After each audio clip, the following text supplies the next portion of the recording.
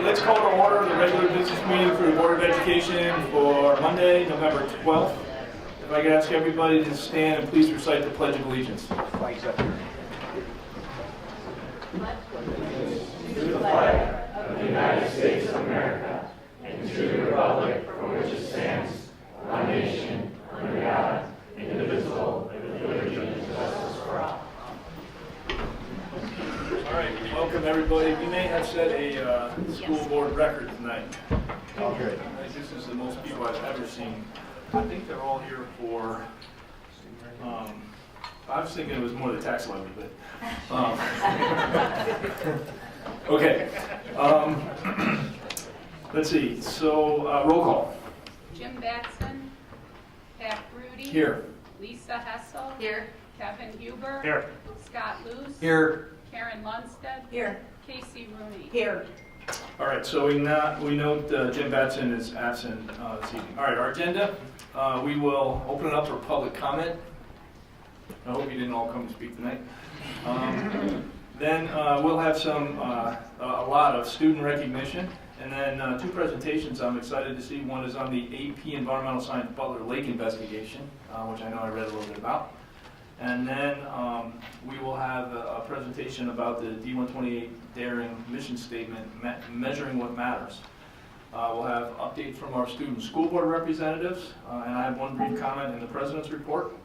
Then we will have the superintendent's report covering a number of items. We'll approve the consent vote agenda, which we reviewed earlier this month in committee. And then updates from facilities and finance and program and personnel.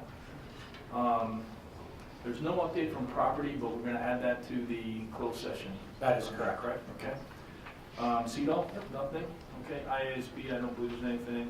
And then we will have an executive session. There will be actually 3 items. There are only 2 listed on the agenda, so we're adding one. One is collective negotiating matters, 5 ILCS 120/2C2. The second, employment of an employee, 5 ILCS 120/2C1. And then we are adding purchase of real property, 5 ILCS 120/2C5. There will be no action other than to return to open session that we will take following the executive session. All right? Anything else? Okay. Anybody from the public who would like to speak tonight?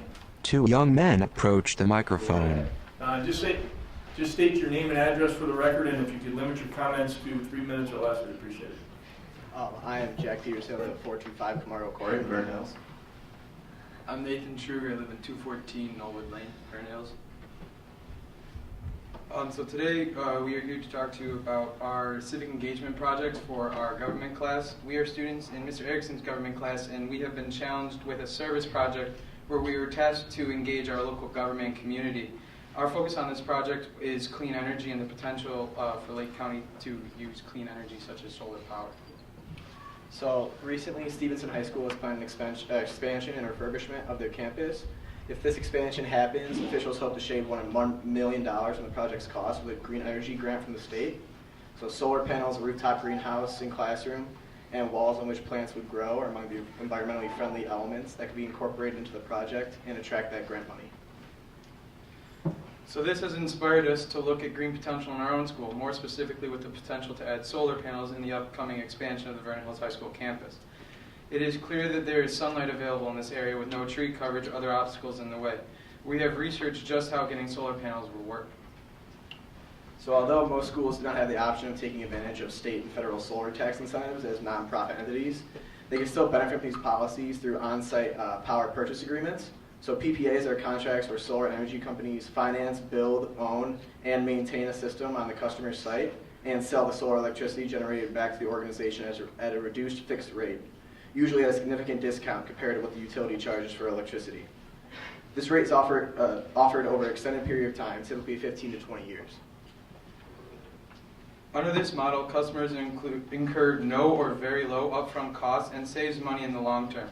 Under PPAs, the cost saving inherited by the school's transition to solar power is truly substantial. For example, a company installed a 137 kilowatt solar energy system to the roof of a high school field house and through a PPA agreement, and that school is projected to save nearly over $100,000 over the next 15 years. So the IESA, or the Illinois Solar Energy Association, maintains a list of the many local companies that offer solar power resources and PPAs. So if anyone believes this would be a good idea, they can use this resource to further research just how solar power can be implemented at Vernon Hills High School. We believe that this could potentially be a very easy and cost-effective way to add some environmentally friendly aspects to Vernon Hills High School and would catapult us in the future of green schools both locally and nationwide. Thank you. Okay, great job. Thank you.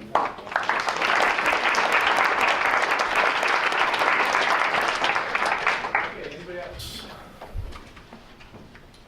The camera pans, the audience. Okay, so let's move to our educational presentation. We'll start out with student recognition. A man in a shirt and tie steps to the microphone. All right, fantastic. Welcome, everybody. I'm John Gilliam, principal of Vernon Hills, and tonight it's our privilege to congratulate several individuals from both schools. Dr. Clementis and I have the privilege of doing that. For us, cross country is really the gift that keeps giving. Every year we seem to wind up right back here as we end the fall and start our winter sports season, and this year is no different. We had another successful season, both on the boys and girls side, so tonight it's my privilege to recognize some of those athletes. I want to welcome up to the mic here two individuals who are top-notch coaches in the district and represent our school and district in just fantastic ways. We're going to have Jason Rush come first. Jason's the men's head varsity cross-country coach. Come on up, Coach Rush. Jason Rush joins Dr. Gilliam at the microphone. And then when Coach Rush is done, we'll have Suzanne Curry join us up here at the mic to recognize her group as well. Coach Rush replaces Dr. Gilliam at the Good microphone. evening. Thank you, John. If I can have senior Jimmy McDonald come on up. Jimmy joins Mr. Rush at the mic. Jimmy placed 15th last week in the boys 2A cross-country state meet. He ran 15 minutes and 11 seconds over 3 miles, which is pretty darn fast for a guy that only joined cross-country as a junior. He's a remarkable athlete, and as a first-year coach, I am really lucky to have been able to coach him and experience what a guy like this can put forth for a team. And he was also one of my captains, so it wasn't just about him. He was a great leader all around. And Jimmy, congratulations on doing such a great job.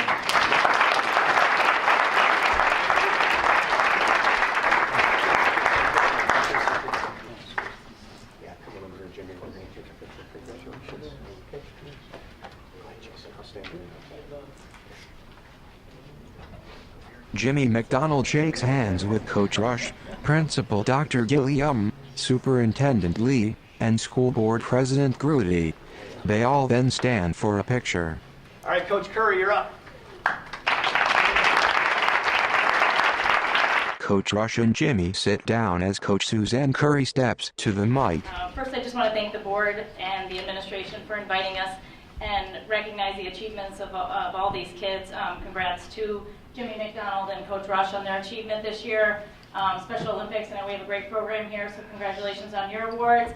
And soccer has been here a number of times in the last few years, so congratulations to Libertyville soccer boys as well. Just a couple words. I mean, like Dr. Gilliam said, we've been here the last 4 years. It's been really nice.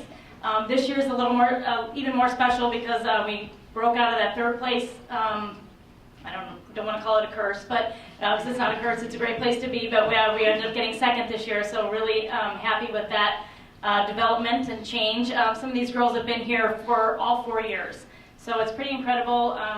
They work really hard, so we're not fortunate to be here. They work really hard to do it, so we're fortunate that we're allowed to come here and be recognized for it. So I'm just going to introduce each of the girls as they come up here. All right, well, first up, I'll get my crutches girl here. Cassie Willard is a sophomore. It's her first year on the state team. Cassie Willard, on crutches, makes her way over to Dr. Gilliam. We have senior Ellie Zazek. She's been on the team for 4 years as a state member. Ellie Zazek joins Cassie with Dr. Gilliam. Next up, we we have junior Carly Sear. She's been a 3-time state team member. Carly Sear joins Dr. Gilliam and the others. Had to take a double take because I have a twin coming up here, making sure I have the right one. A 3-year varsity member, been on the team for 3 years, but a senior, Leah Wilkowski. Leah Wilkowski joins the group of girls up front. 4-year senior, Caitlin Doler.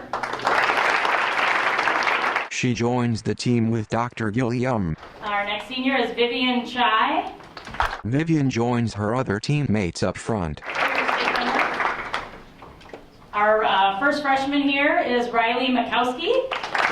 She joins the team and shakes hands with Dr. Gilliam. And our other twin 3-year member, Katie Wilkowski.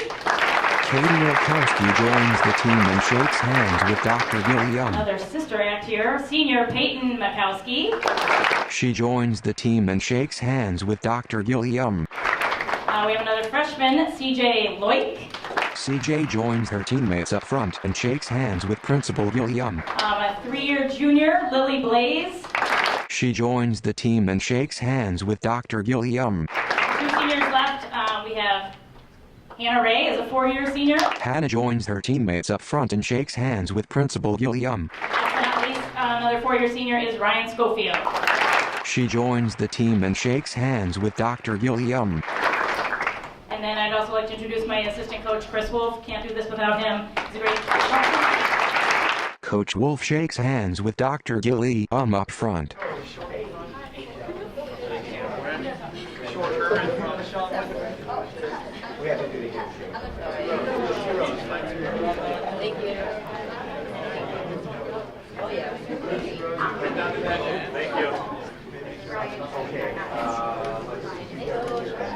Members of the girls' cross-country team, Coach Curry, and Coach Wolf stand for a picture with President Grudy, Superintendent Lee, and Principal Gilliam.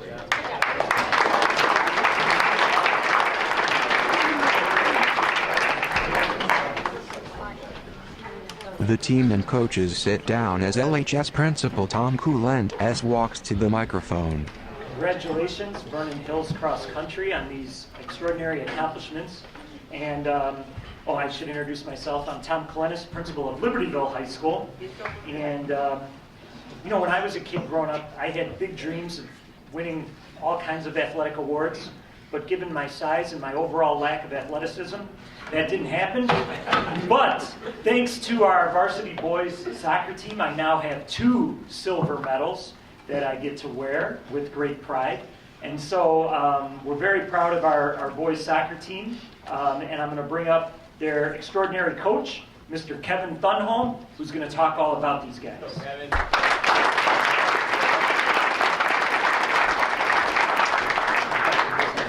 Coach Thunholm replaces Principal Coulent at the mic. First of all, I want to say thank you for everybody's support this year. It was pretty amazing watching the community, both districts coming out to support these wonderful men. Even the last game of the year, I believe they announced this as Liberty High School, and one of the referees looked over and he goes, "Look at all the Liberty fans you have. It looks like there's only one Ville," is what he said to me, because we were playing Naperville, and I kind of got goosebumps at that point, because I really truly think this is the team to beat. Had an amazing season.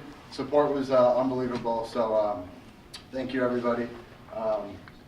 Back to back for a lot of these guys, so I hope we continue to grow as a team and get a state championship like our District 128 soccer team did as well. So I'm going to introduce the boys, but thanks again for all the support.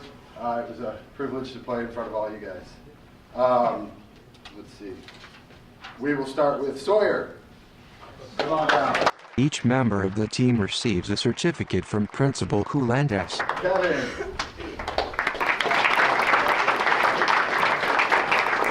Jack Brennan. Jacob.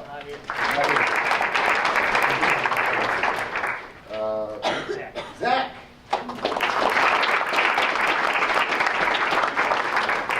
Jacopo. twin brother Lorenzo. Matt. Patrick Graham. Nick. Grant Herbeck.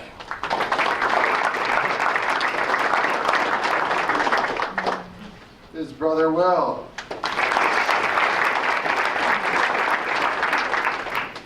Noah.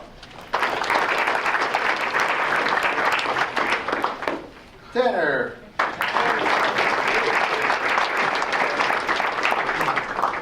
Ryan.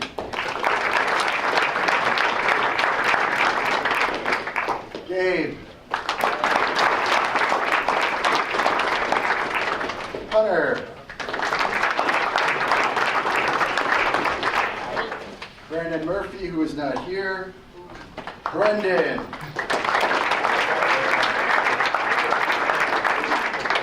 Chuck.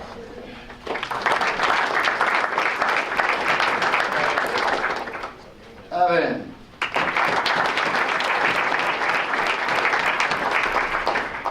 Mickey.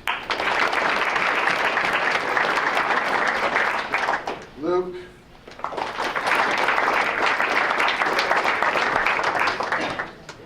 Jack. I don't think he did. Scott. And of course, Mason. I do also want to say thank you to my coach, my assistant coach, Al Beard, who kept me calm and cool for the most part. The staff, everybody, parents, we appreciate everything you guys do for us. Thank you very much.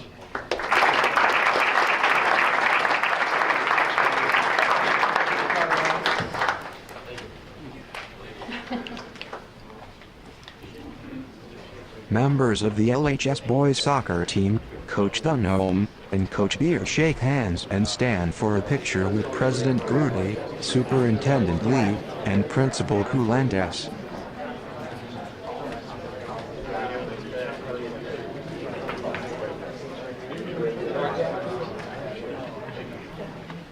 All right, you guys have done this. Switch down and be the best position. So we can see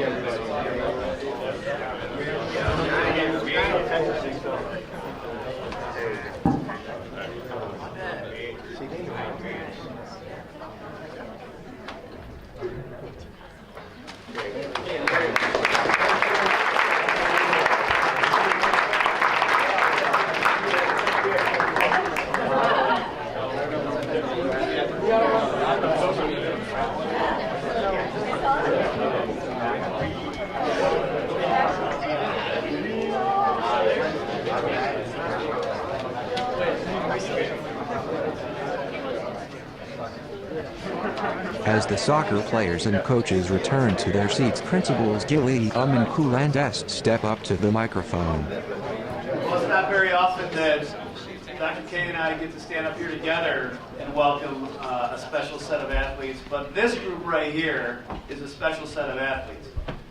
Some of our favorite things to do is to watch these guys compete in how many different sports do they compete in? 9 different sports across the Special Olympics circuit.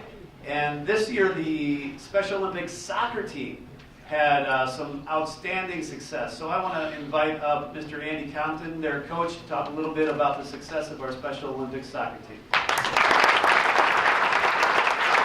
Andy Compton replaces the principals at the mic.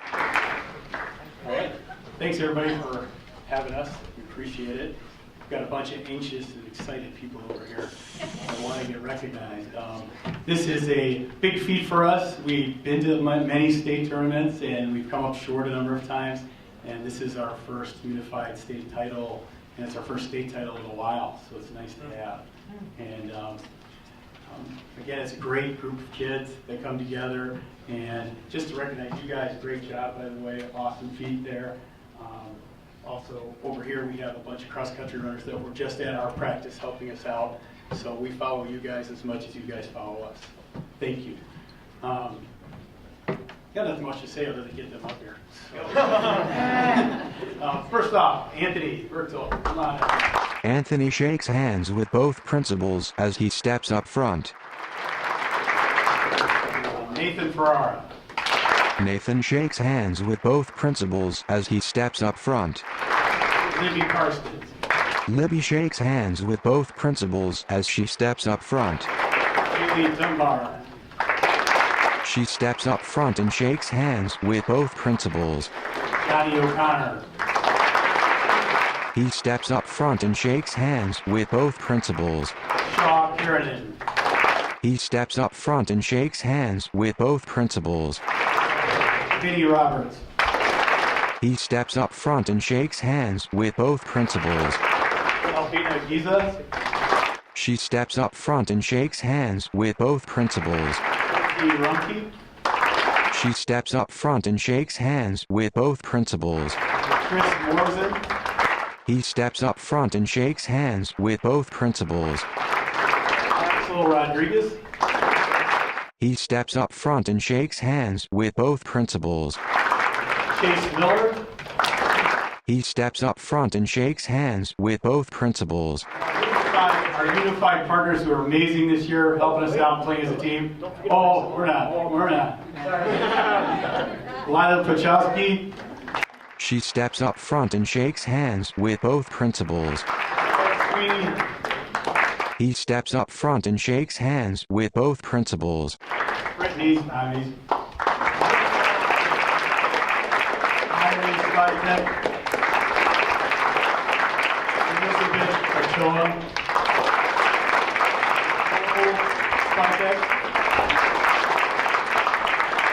And last but not least, because she has the trophy, Alexa Donato.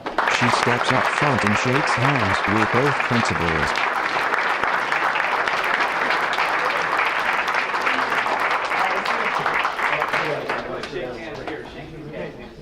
Dr. Lee and Dr. Drew.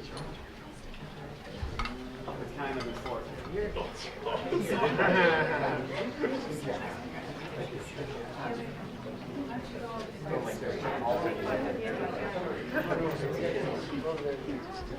It's okay?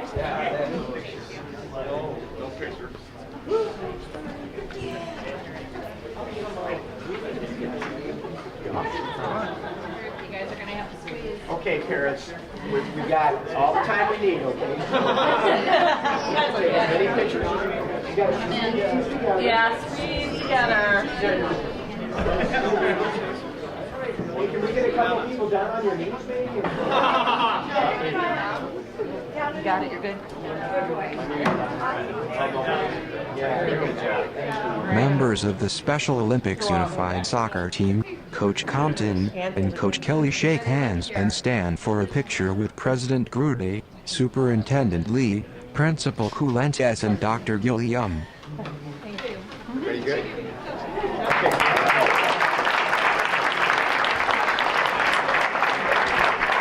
D128 Superintendent Dr. Prentice Lee. Okay, before everybody leaves, my name is Prentice Lee, and I'm honored to be the superintendent of this wonderful district and these two amazing high schools with these phenomenal students that we have. And we want to do something before you all go, and that is the most important thing that we do is recognizing kids when they grow and they succeed and they achieve. So this is the fun stuff, okay? This is the stuff we love to do here between the district administration and the board. You know, we're very honored and pleased to have you here this evening. But we also know that your journey for the students here, your journey here tonight is not just your journey, it's also a journey of your parents and your relatives and your family and your bigger family and your friends. So we want to take a moment tonight to have all of the parents, some of you are standing up already, but if you're standing up already and you're a parent or a family friend or a relative, we want you to raise your hand. If you are sitting and you're one of those, we want you to stand up, and we want to give you all a round of applause for supporting these amazing kids. The camera pans the parents in the audience.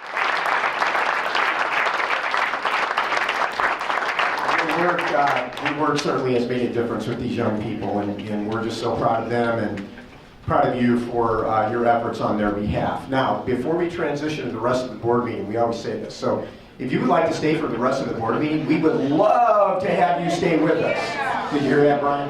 No, I'm just kidding. But we're also not going to be offended if you exit out one of the doors and you leave. So if you want to do that, this would be the time to do that. So again, congratulations to all of you.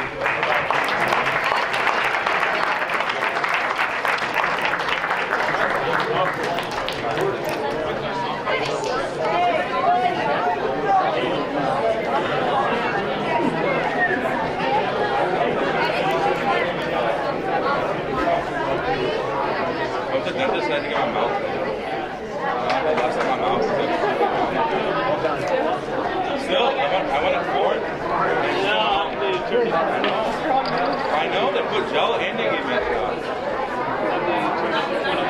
I hate getting shots. So getting a shot at that is like I'm working on these shots. I can't look away. I'm so scared of that.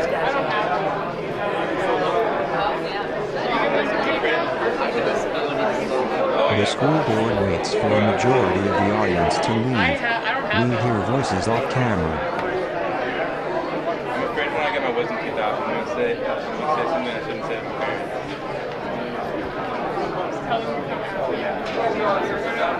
I'm going to see if I can hang on that. Yeah.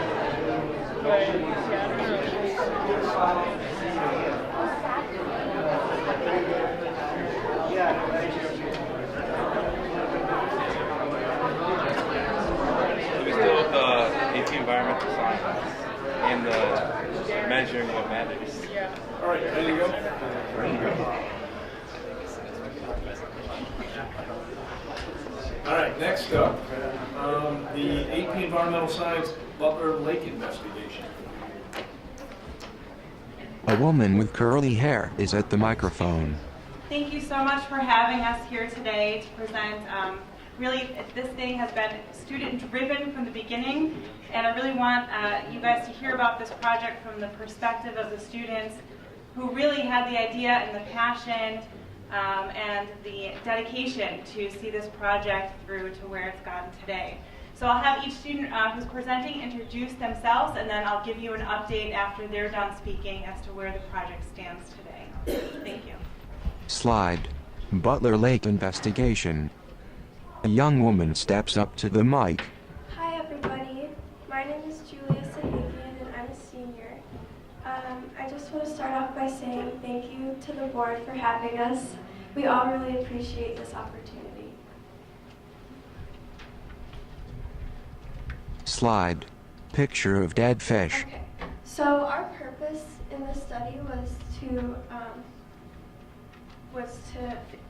figure out the cause for the fish kill that happened at Butler Lake earlier this year. Before our class even heard about the kill, we were already looking forward to studying freshwater ecosystems. So when we heard about the Butler Lake fish kill, we were very enthusiastic about studying it and investigating its causes. Through much research and sampling, we were able to learn a lot about the testing methods used in environmental science, as well as the delicate structure of the freshwater ecosystems. The death of 400 fish within a few days is a staggering number, which made the environmental science students even more eager to protect our local ecosystems and animals.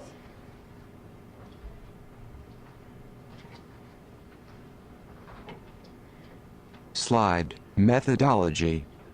The water quality group researched the relationships between levels of certain nutrients and the quality of the water. The ecosystem group researched the key components of a freshwater ecosystem and how different species interact with their environment. And also, we each have 4 groups in all of our classes, and we all work together and communicated between classes within the groups. And then, to carry on, the herbicide group researched how herbicides can affect freshwater ecosystems and its aquatic life. Sampling group tested the water for the nutrient and dissolved oxygen levels, which indicate the water quality and ecosystem health. We used daily logs in order to communicate with the groups between the different classes. This came with some communication struggles, but we found ways to organize our information so it would be easier for other classes to understand our findings. Some of the resources we used included Google Classroom and the Google Drive's Team Drive, which proved to be very useful for large team projects such as this one. Slide. Water quality group. To go more in depth to each of the groups, the water quality group studied like the nutrient levels and dissolved oxygen levels of the water. One of the resources that was available to all of the groups was the Butler Lake studies from 2005 and 2015. These studies informed us about past Butler Lake data and how the specific ecosystem works as a whole. From this, we learned that phosphorus is a limiting factor in freshwater ecosystems, which makes it necessary for plant growth. However, excessive amounts can cause unwanted plant growth or algae blooms. Aquatic animals need dissolved oxygen in order to survive, which is why low dissolved oxygen levels can cause widespread fish kills, which is also known as hypoxia. Therefore, one of the hypotheses that we came up with from this information was that there is an excessive amount of phosphorus that is being filtered into the Bull Creek watershed and then into Butler Lake. Slide. Ecosystem group. One of the main questions from the ecosystem group was if the species of dead fish were an indicator of the cause of the fish kill. This group researched the Butler Lake food web and how species interact with one another and their environment in order to see if there is an indicator species based on what water conditions it needed to live. This group found that lower dissolved oxygen, also known as hypoxia, can be caused by excess nutrients that cause unwanted plant growth or algae growth, as well as a lack of sunlight, water movement, and plant decay.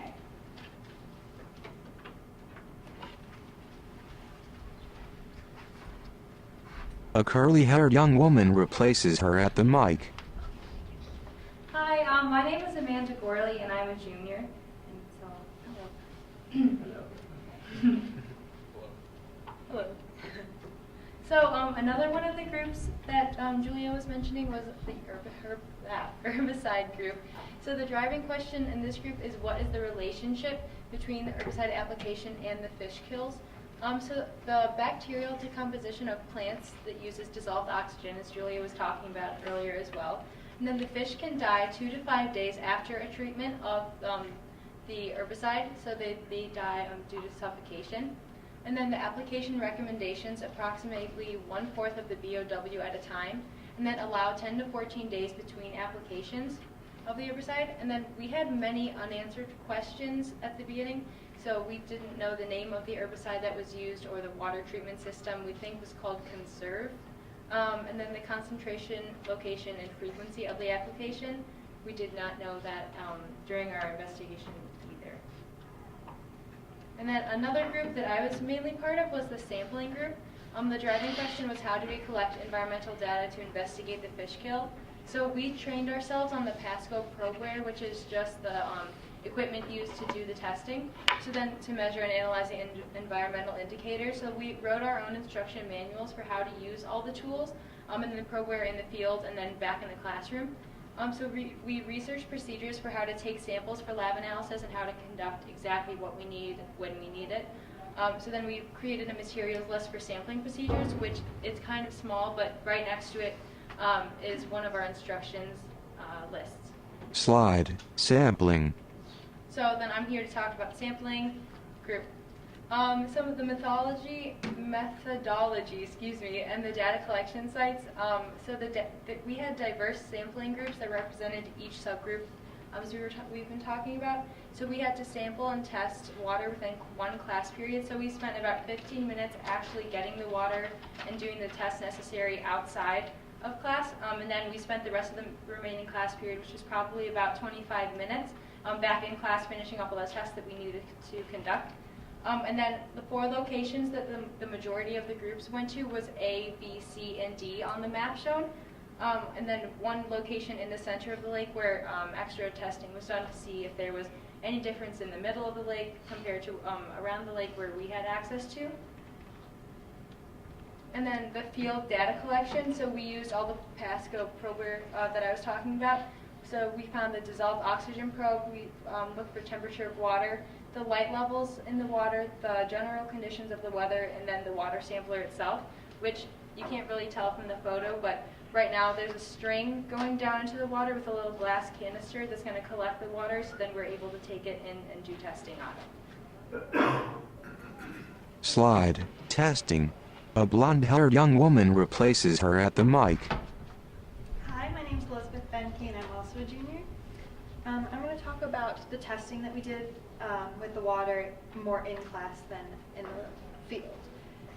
So this is a list of the different data that we collected, both on site and also in class. A lot of these that we came up with were from the 2015 and 2005 lake study, because we wanted to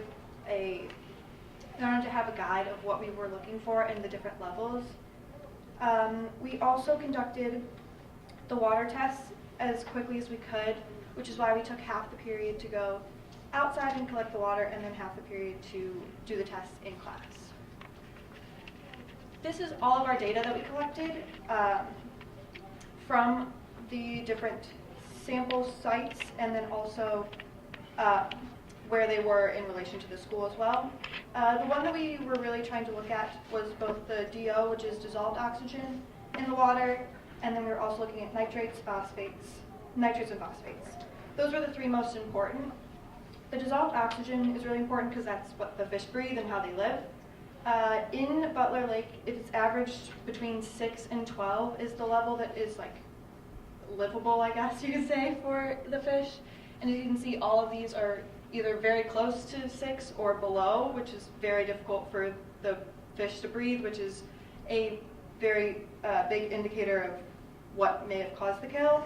And the nitrates and phosphates are extremely low, but that's pretty normal for this time of year because it's after spring, and so all of the fish, or all the plants that have grown out have taken in the nutrients of phosphates and nitrates, which has caused the problem of the overgrowth. But that's why that was very high, which wasn't too much of a problem that we were thinking of. Slide. Looking forward. A curly-haired young man replaces her at the microphone. Hello, my name is Matthew Pavlik, and I'm a junior at LHS. Looking forward from here. Right. An acronym we like to use in our class is See the Issue. And in order to fully address the whole entire problem, we have to see the issue. And S stands for social, so what's the recreational or tourism, and what's the value to people that, in this case, the lake has to us? What's the economic cost to repair the lake and the economic cost of the lake itself? And what's the environmental impact, which is the major issue we look at in our class, like the impact on the communities, of the fish, of the vegetation, and just the underlying communities around it. Like for example, we may find raking to be the best solution to the problem environmentally, but economically it's very expensive, and that's why herbicides are a popular method used. What can the village do? Originally we had Mayor Wepler come in and we gave our presentation. Each class gave a different segment of the presentation to him. And we talked to him and he answered a bunch of our unanswered questions. We still had some other what the village could do to help solve the issue that we came across.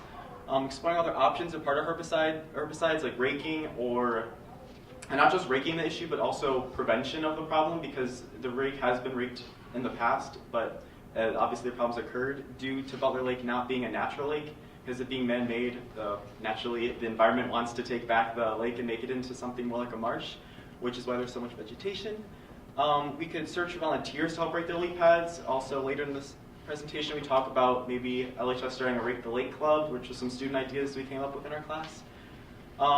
And apart from just putting the herbicide onto the lake at one application, we came up with using smaller applications or at different times of the year, besides just using it during a time of spring or in the winter. And so we'd stagger it, maybe combine it with raking so the economic cost is better and we see the issue entirely. What can residents do? Local residents around Butler Lake and just in Libertyville itself. We want to make sure homeowners don't dispose of chemicals, branches, or other leaves in the lake, and remove fallen trees to make sure the phosphorus and nitrogen levels stay where they should be at a healthy level. Clear yard waste of invasive species, because invasive species cause a majority of the problem because the Butler Lake is being overgrown with a bunch of different plants, which detracts from the factor of how it looks and also the environment itself with all the fish. We want to avoid fertilizing before a rain event, so runoff, all the fertilizer doesn't run off into the lake itself.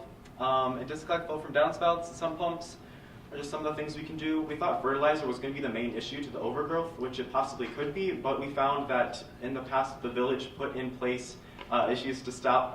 The main culprit was phosphorus in fertilizer, but the village and the nation as a whole mandated not to have phosphorus in homeowners' fertilizer for this reason of eutrophication. And then what can LHS do? Our AIDS class can monitor conditions, which we have been over the past months.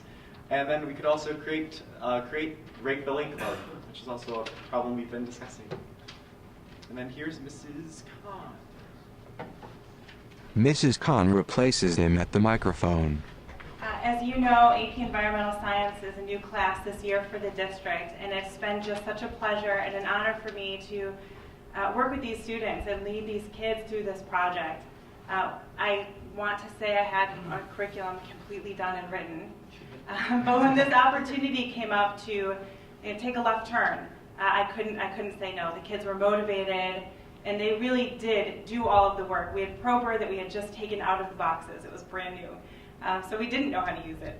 So this really has been a student-driven project, and I couldn't be more proud and more honored to be their teacher, and they continue to make a difference and an impact, which is I wanted to close the presentation by letting you guys know this was not the end of the story. The students also then presented in front of the Parks Committee at the Village of Libertyville, and they actually passed a motion in order to create a lake management plan, which is something that was recommended to them as part of the 2015 Butler Lake Report that they hadn't acted upon.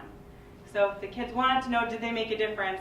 Absolutely. This was then passed down to a different part of the village for implementation, and we're looking at ways that we can partner with the village and possibly with other external resources in the community. There are a lot of people who are passionate about Butler Lake and about the watershed in general who want to be involved and who want to work with our students in order to restore the shoreline of Butler Lake and look at some long-term projects for removing invasive species. So prepare yourself to hear about what we're going to do next, because we're not done.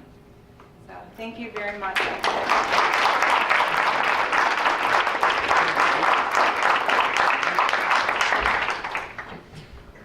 Assistant Superintendent for Curriculum and Instruction Dr. Rita Fisher steps to the microphone.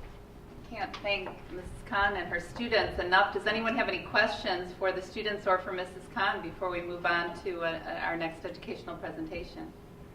I was wondering who conducted the first two studies, in 2005 and 2015?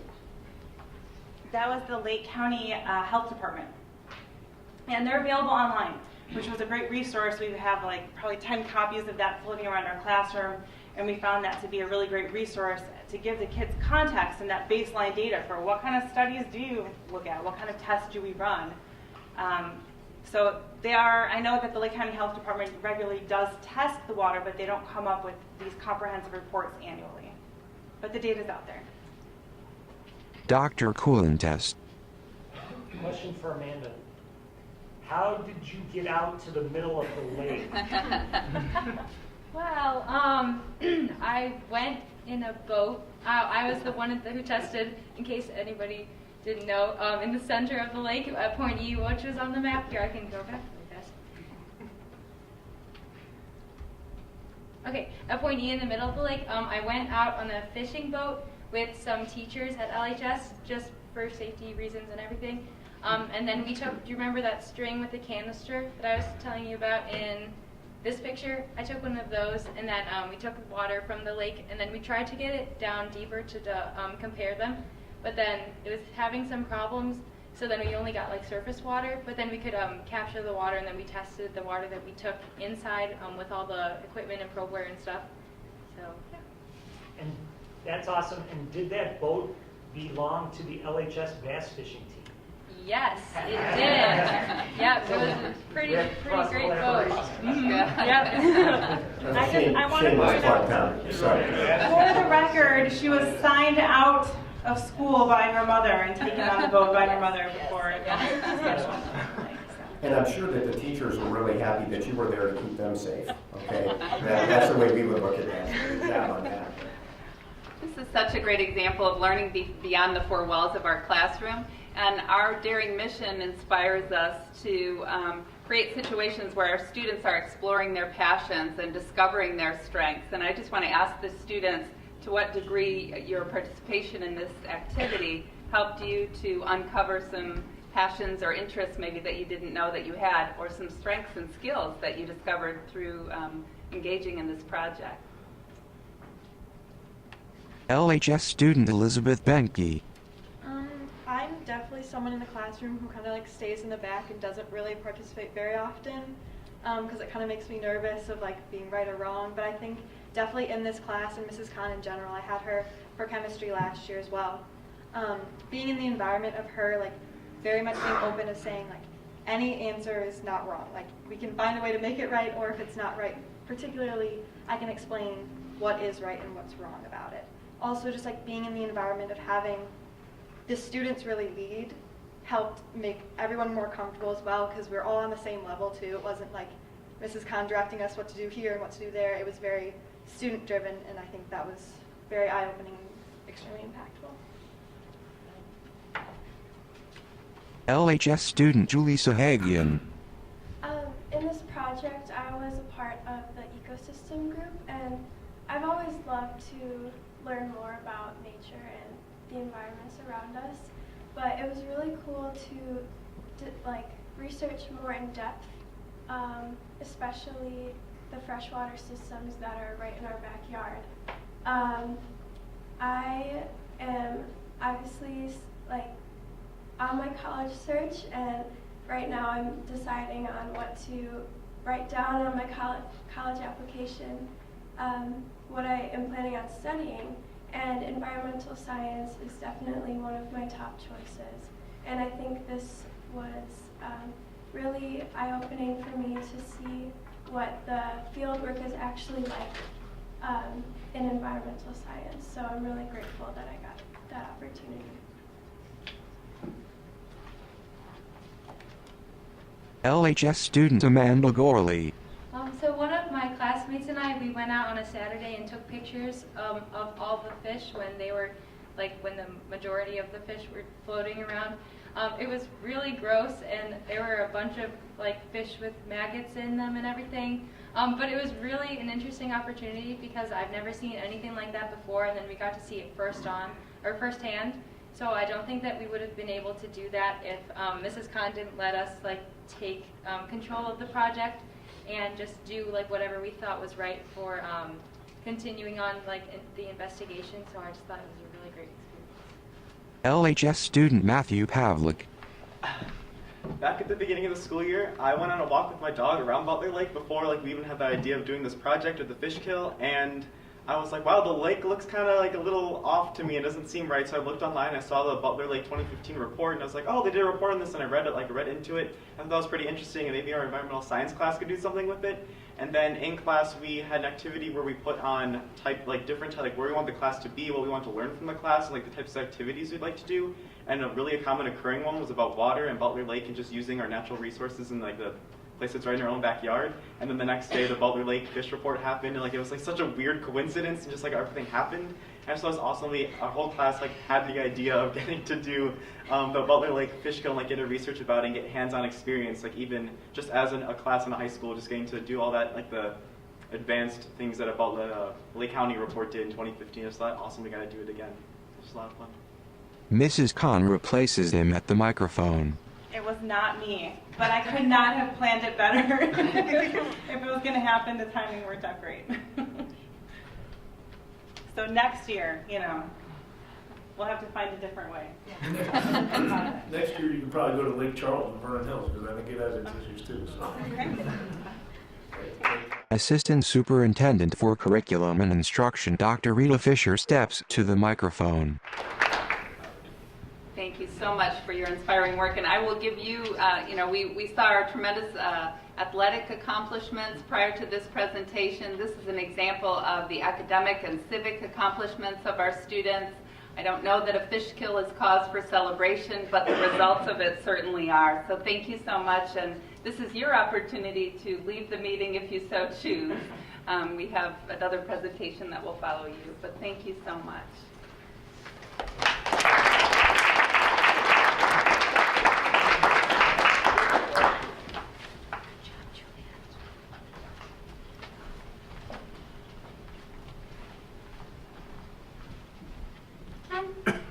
So our next educational presentation is the follow-up to last month's accountability report, the report on the Illinois School Report Card. And at that time, our results were tentative. And so tonight, we'd like to share with you to confirm the results which you've seen reported.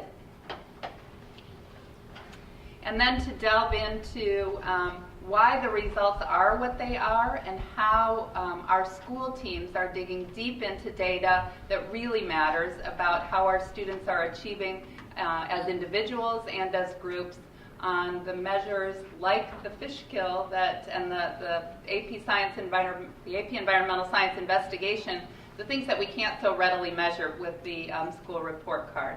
So as we hinted at in last month's presentation, both Libertyville High School and Vernon Hills High School earned exemplary ratings, which means that they are in Tier 1 in the top 10% of schools in the state of Illinois with no underperforming subgroups and a graduation rate that far exceeds 67%. So it's official, both schools are exemplary, and remember that those ratings were based on multiple measures, primarily academic ratings that included graduation rate and performance on SAT in English language arts and math. Chronic absenteeism is another measure that was counted in, as well as ninth graders on track this year.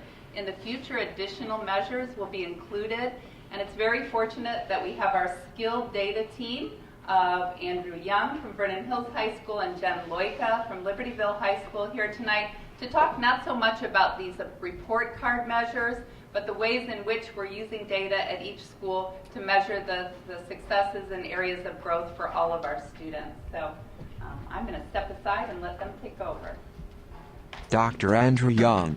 Thanks, Dr. Fisher. So one of the exciting things that you all have tasked us with at each building is combing through lots and lots of data to see really what we can learn about ourselves and kind of where we are going. And so one of the things that we have added to our tool belts is a product called Tableau. Those of you might be familiar with this. It's taken off in the private sector for years and is one of the world's leading data analytic tools, and has readily grown in the public and governmental sector. And so we have sort of tapped into this resource, and Jen and I were lucky enough to learn quite a bit about the project at a national conference a few weeks ago, and have been exploring in Tableau for the last couple of years. And one of the things that really excites us about Tableau is that anytime we have data requests, whether it's from the district, from the board, from students, from teachers, from our larger leadership teams, those pieces of data come from a lot of different places, and we're often swimming in spreadsheets. And one of the great things about Tableau is that it's connected to our server. It's connected to PowerSchool, where we have millions and millions and millions of rows and columns of data where we are now uniting so much of the information that we have about our kids. And so we're excited about this product because we're going to be able, really for the first time, to have accessible data and be able to rather quickly automate some of the tasks that we want to start looking at as a district. Jennifer Loika. Yeah, so we have a nice little flow chart over there, and it pretty much highlights the power of Tableau. Before, people would come to us with a data request, and it would be, yeah, let me get back to you on that question. I'm going to take a week or two, and we're going to play with all of our spreadsheets that Andy mentioned. And then, you know, you've kind of forgotten about the question that you asked, but here you go, here are your results, and let's all talk about it and share it. And instead, with Tableau, it's right in the moment. When someone comes in and they say, I'm really curious about how our team taught versus our co-taught versus our regular classes are doing. Well, let me log into a dashboard, pull that up for you, and immediately look at the results and start talking about action, as opposed to getting stuck in that time lapse that is the spreadsheets that we once had. It's kind of like Maslow's hierarchy of data needs. You really can't get to the top if you're stuck at the bottom all the time. So now we can start to really align to our mission and focus on the questions that we want to focus on, instead of just getting stuck in this spreadsheet. Slide. Course grades. The old way. Okay, so we have a couple examples for you of the power of Tableau. The first one is highlighting old way versus new way with our progress report data. So we would have a progress period end, we would run a report, it would be a bunch of PDFs involving all these different grades and how many students got this grade and this grade in this class. And it was on paper or, you know, electronic paper, and it didn't really go very far. So now with Tableau, we can show you an example of it to the next level. A video plays. Here we are, department and course grade tables. You can see each department and the breakdown of letter grade for each department. You can quickly drill in to see that same breakdown for each course. Drill in further to see it for each teacher of that course, and even further for each class period of each teacher for that course. You can hover over different cells for more specific information, like the percent of the students in that row with that letter grade. You can click on any cell to filter the student names list and hover over the boxes for more specific student information. You can also use any of the filters available up here to refine your data. For example, if you only want to look at our 9th grade students in the courses and grades, you can apply that filter and your table will recalibrate, just showing you freshman students. The same information that applies. That's our department and course grade tables.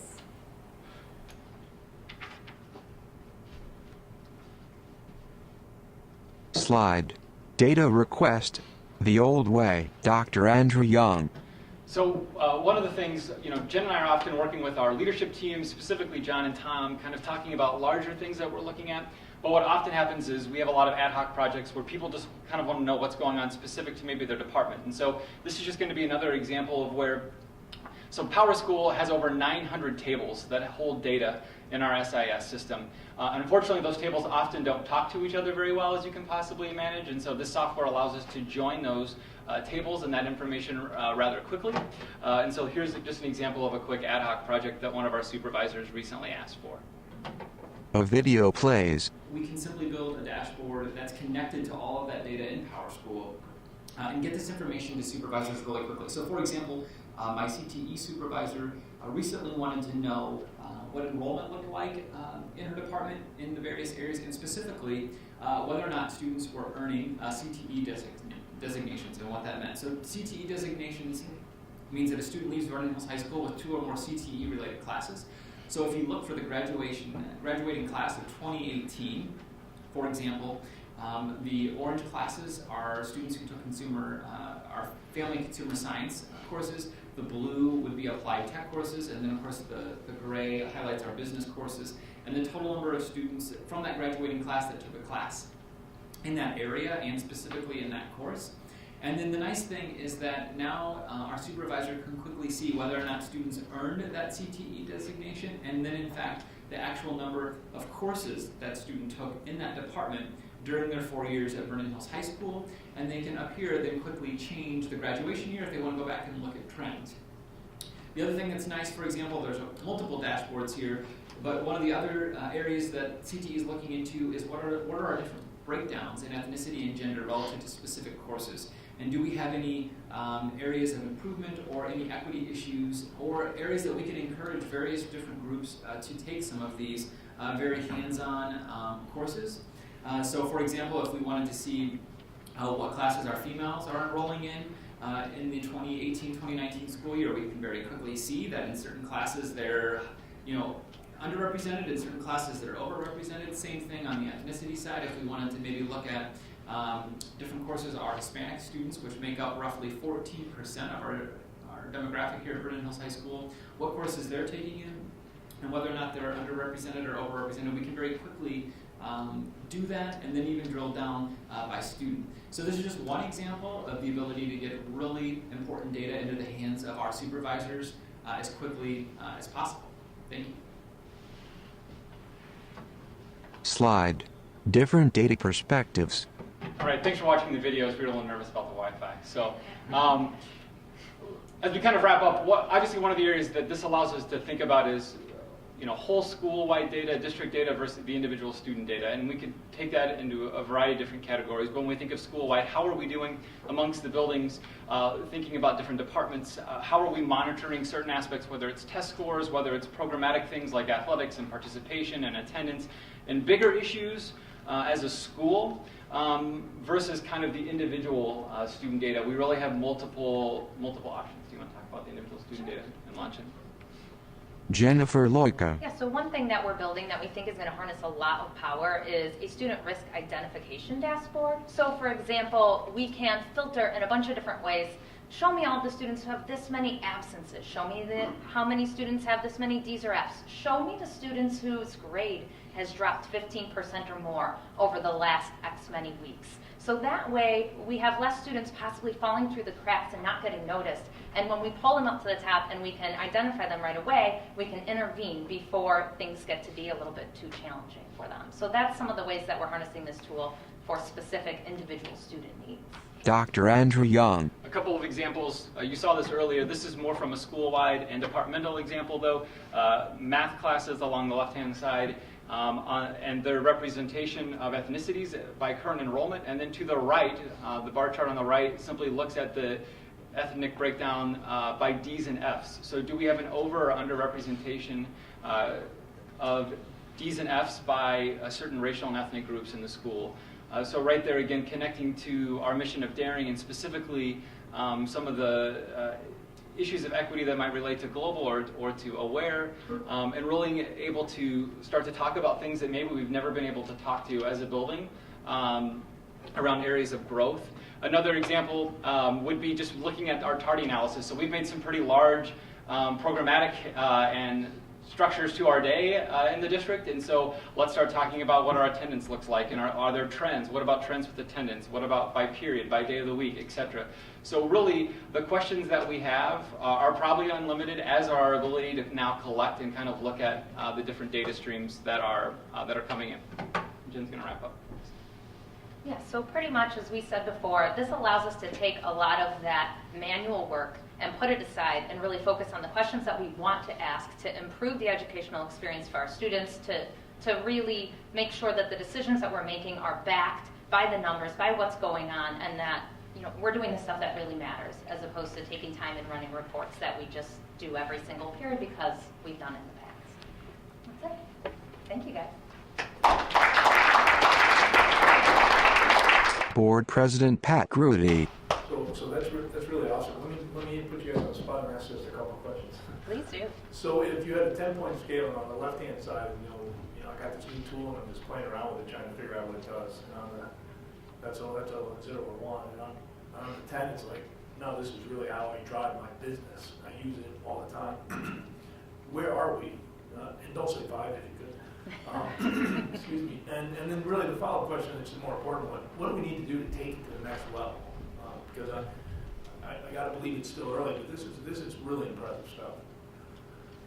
Well, that number changes by the hour, actually. I'm going to say is a 2 or a 3 fair? I would say yeah, I would say I think a 2 or a 3 is probably fair. So a couple of years ago, we had a desktop version where we were just playing on it, helping our supervisors make course recommendations for our upperclassmen and for 8th graders that were coming into the district, to now actually having on the server where we have live dashboards where we have logins for our stakeholders who can log in and actually see that. So we've got about 5 or 6 that we're playing with right now, with a goal of kind of building larger ones monthly and then making some of these ad hoc projects that we used to do in Excel or Access or other data tools, moving those onto the server. So, do you want to keep going? Yeah, I agree with Andy. I would say definitely too. The biggest hurdle, and we have passed it now, was connecting that data and making it live. Really understanding our data warehouse and how we're reaching into that and pulling that data out and manipulating it. So we have leapt over that hurdle, which I think was really the biggest one. Like Andy said, we're publishing information now. We are slowly going to roll this out over the next 2 months to our administrative stakeholders. They're going to get their accounts. We're going to teach them exactly how to manipulate the data and consume it based on what we've built. And then we're going to start listening to their questions and what they want to investigate. And I think that's going to take it up really quickly. Yeah, no, this goes. And then are you guys plugged into user groups, or you know, how do you benchmark what we do versus what somebody that may have more experience is doing? Yeah, Tableau is a lot more in the business world than in the education world. Higher education has been picking it up. I would say that where we're at right now, there's not as many schools. It's really starting to grow.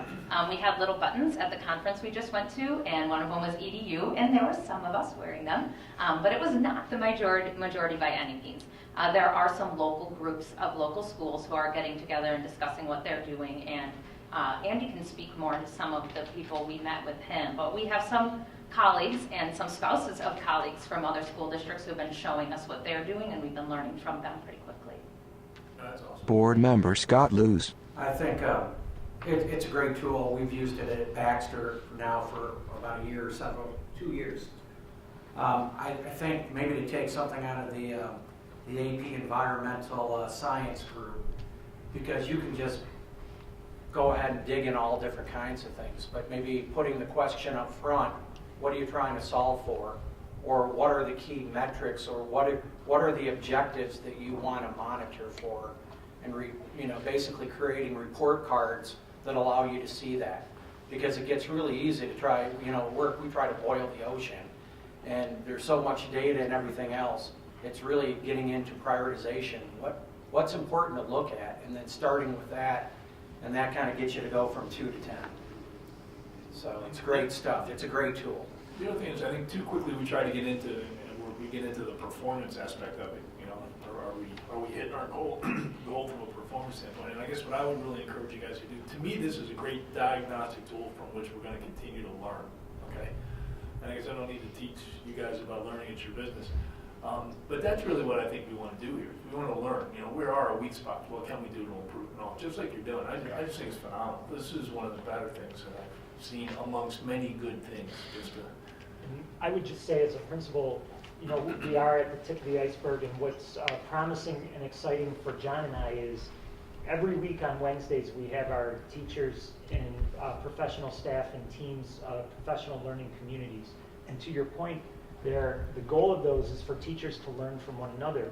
And what has historically been difficult in a PLC model is that there's a lot of hard work that goes into trying to find data that you can use to make real-time kind of decisions about your instructional practices. Usually teachers have to wait until semester to get a significant amount of data where they can look back and say, did what we do worked? And what Tableau is going to allow us to do is to be able to provide teacher teams more dynamic and real-time data about how their instruction is impacting student learning.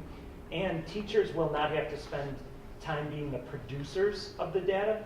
They'll be able to just, as Jen mentioned, be the consumers of the data. And so those two things, freeing up teachers' time to just consume it and giving them the data in real time, are going to have, I think, profound impacts on a teacher's ability to make some of those learnings about their class and about how their instruction is playing out for their students. Yeah, and I honestly hope we can do that in a way, in a culture where people aren't afraid to measure, because, that's what happens, in our business. I don't know what yours got, but everybody's always afraid to measure because they're afraid they're going to get evaluated, blah, blah, blah, blah. And it's hard. But the more I think we can measure the right things and learn from them, and from that we get better, that would just be awesome. I really do want to commend Jen and Andy, too, for understanding the power of this tool and taking a very deliberate approach to how we've studied it and enlarged our use of it over time, and they've really made the case for how we need to expand the use of this tool through their inquiry around it and their connections with colleagues in other districts as well. So we are here today largely through their efforts. Well, and when you look at data-driven or data-informed school improvement, part of the reason that we've had the dramatic growth that we've had over the last 10 and 12 years is because we've used data at some level. For us to continue to be able to target all of our students, okay, and be able to plan for their future success, we have to be able to have analysis of, at a deeper level of how our kids are doing. So what this does, Scott, to your point, is it really informs the whole data-driven school improvement process at both of the buildings, and gives us the tools to be able to ask the right questions, okay, and have some answers, and then develop strategies and activities to address those questions. So it's the next generation. I look at it as this, the next generation in data-driven or data-informed school improvement planning. When did the district begin using this tool? Dr. Andrew Young. We started with the first desktop, was it my first year? So the fall of 2015 was the first time we bought the license. And I think just 2 or 3 of us had it. And again, we used it mostly for course placement for our incoming 8th graders, basically to build scatter plots and look at a variety of different measures, teacher recs and different MAP scores and PSAT scores and a bunch of different things, and then look at historical trends and try to make some really strong recommendations for kids. And then it's slowly grown from there. In addition to making strong recommendations for students, Andy and the teams were really concerned about identifying students who perhaps through these different data points were not being placed appropriately, perhaps not being given the appropriate challenge or appropriate support. So it really began with a focus on individual students as well and serving their needs.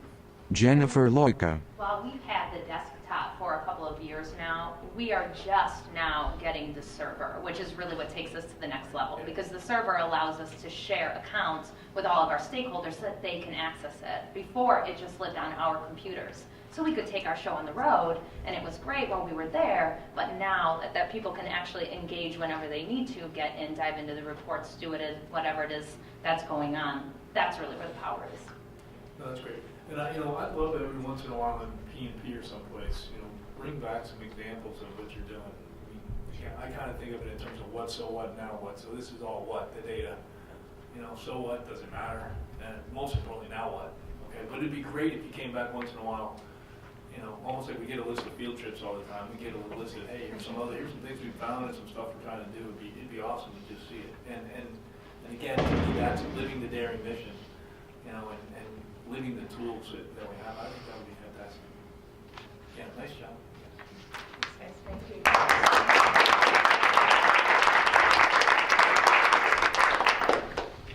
All right, that was a full hour plus. Huh? Okay, student school board representatives.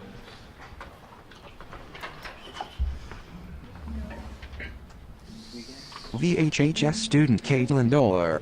As college deadlines grow ever closer, we want to extend a big thank you to English teachers Tony Isabelli, Samantha Phillips, Mandy Patrick, and Rachel Campbell for volunteering their time to help seniors with their college essays at the first college essay night, which was planned and hosted by Becky Bolito.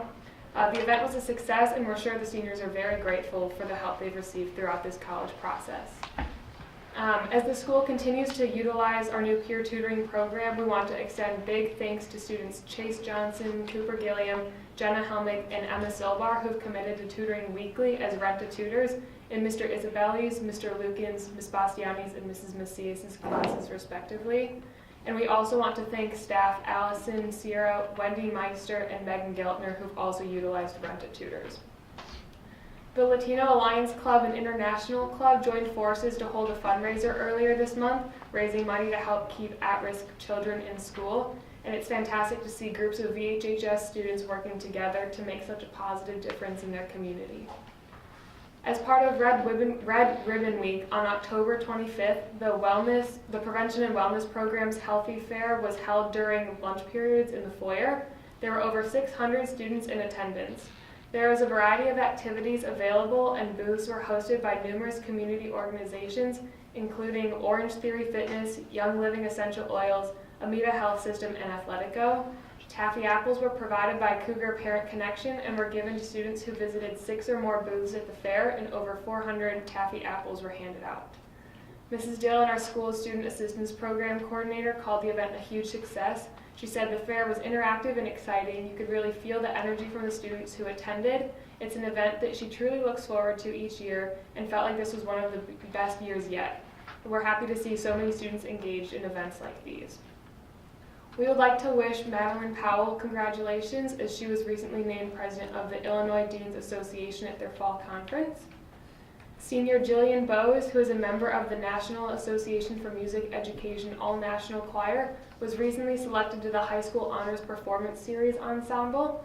This means she will get the opportunity to study and perform at the Sydney Opera House and get to know other accomplished musicians like herself. On November 1st, the cast of Hello Dolly put on their annual senior citizen showing of the musical. 400 senior residents from Brookdale attended the dinner and show. This was one of 5 incredible performances the musical cast put on. Special congrats to Kevin Phelan, Jen Phelan, Jeremy Little, Dana Green, Stephanie Ashmore, Sarah Gunther, and the entire cast of Hello Dolly. The show closed 2 weekends ago to large audiences and rave reviews. The talent of our students and staff continues to amaze. Upcoming on Sunday, December 2nd is the annual Magical Dessert Concert presented by the choir. Delicious desserts will be served, and the choir will entertain with a variety of Renaissance-era songs and holiday carols. There are a limited number of tickets still on sale, so we encourage you all to attend. VHHS student Brandon Kim. The annual variety show for Vernon Hills High School is on this coming Friday, November 16th. This year's theme is Daring and has become an open opportunity for all VHHS students to showcase their unique talents in front of their peers and families. With 15 expected performances, it will be a chance to see how well we will reflect in the district initiative, and we are excited to see what creative acts our students are going to bring on stage this year. Congratulations to Girls Swim and Dive. They've just won their first CSL conference title, and this past Saturday they also won their IHSA sectional, qualifying for state in 3 relays and 8 individual events, while also breaking 7 school records in the process. We wish them the best of luck down at state. Also, congratulations to singles player Claudia Bilke and doubles team of Shiria Avula and Sasha Yuskiv for advancing to the IHSA state tennis finals. They played on the weekend of October 18th at Prospect High School. Senior student athlete and Vernon Hills football player Derek Gerald was awarded the accolade High School Athlete of the Month by the Chicago Tribune Suburban Sports. He was also awarded a $500 award donated by Country Financial with respect to his achievements on the field. Congratulations, Derek. VHHS recently hosted a coach's timeout to talk about injury prevention and high school athletics. Questions were answered that evening over how our students may find the appropriate proactive measures to take to stay healthy. Physical welfare supervisor and soccer coach Mr. McCalliu iterates that his students and his players should take strength courses at school, because all research points to a good strength program as the #1 way to prevent injuries. VHHS students are also pushing out this message. In the new AP research course, senior Alex Ludoff, who had recently faced an ACL injury this past spring, has also been investing time into researching about this very cause and hopes to push out this message too. Students in Mr. Prosey's human phys classes spent an hour to watch Live from the Heart, where the class reviewed footage for a coronary bypass. Asking around about the experience, a lot of students have emphasized that it was difficult to stomach, but also highlighted that it was an eye-opening experience for them. They also ran a live video chat with the hospital and were allowed to ask doctors questions about how it's all run inside the operating room, and some updates on some recent field trips. The journalism class went to Chicago to attend a journalism convention at the Hyatt Regency. VHHS senior Anna Ambiakovska gave a great explanation of what the experience meant for her. She gained new perspectives on other media forms and also learned valuable tips for the field of work. With what she learned, she's interested in looking to start a radio station for the school, but outside of that, she got closer with the people in her class and gained new friends interested in the field of journalism like herself. For 2 days, Outdoor Ed took a field trip up to Devil's Lake. They spent the days outdoors hiking trails, building campfires and cooking food, and also taking a ferry ride across Devil's Lake. A senior expressed that it was an unforgettable experience and that she made lots of friends while she was there. Symphony Orchestra had the opportunity to take a field trip to DePaul University. They were all part of an 11-day music festival to celebrate the DePaul School of Music's new Holt-Schneider Performance Center and met internationally acclaimed performers. Moreover, our students were not only given access to this new state-of-art building, but also rehearsed and performed for the DePaul Music Education Symposium in one of its brand new rehearsal spaces, and worked with Dr. Cliff Colnott, a world-renowned conductor. Orchestra director Mr. Green highlights that Dr. Colnott led the students through a transitive rehearsal experience during which they attained high levels of technical refinement through disciplined focus and advanced rehearsal techniques, and the orchestra as a result improved dramatically. A couple of weeks ago, BHHS students went around our classrooms to talk about how they've been giving back to the community. Seniors Jack McCrone, Katie Brennan, Sneha Akarati, Kayla Cottle, and junior Ruslin Kamdulav gave talks about their personal community projects and how they've dedicated something to a cause. The hope is that our student leaders can create a platform for others in the future and reciprocate the need of encouraging their peers to find ways to give back to the community.